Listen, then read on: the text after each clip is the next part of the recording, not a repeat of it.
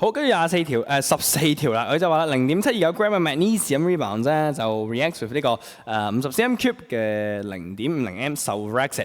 咁佢話啦，當個 reaction complete 做完嘅時候咧，究竟嗰個嘅 magnesium remained 係幾多咧？咁呢個題目咧同埋佢嘅答案咧已經好明顯暗示咗俾你聽㗎啦。magnesium 會溶淨嘅佢 excess reagent，咁所以個 sulfuric 係 limiting reagent 嚟嘅。不過我哋都照解一計佢哋嘅 mole 先啦 ，OK？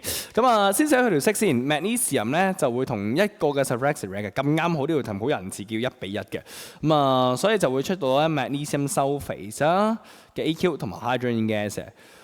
跟住咧先解一計佢哋嘅 mole 先，好冇？magnesium 咧0.729除24.3，所以就係0.03 mole 嘅。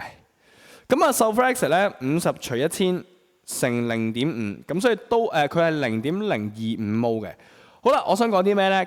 首先你會見到佢哋係1比1嘅 ，OK， 所以就可以直接睇呢個嘅數字嚟做嗰個嘅比較。咁而家呢個細啲嘛，所以咧佢會用晒嘅，所以佢用晒嘅時候咧，佢就會減晒0.025 mole噶啦 ，OK， 咁佢用晒噶啦噃。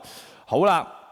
咁如果1比1嘅情況之下，佢要用0.025咁多份咧，佢都係用翻1份嘅0.025嘅，所以佢都會減0.025嘅。咁呢個就唔使講啦，呢個係0啦，用晒㗎啦。呢度咧，你會見到佢減完之後得翻咧0.03減呢個，咁所以就得翻5乘10嘅負3次方 mole。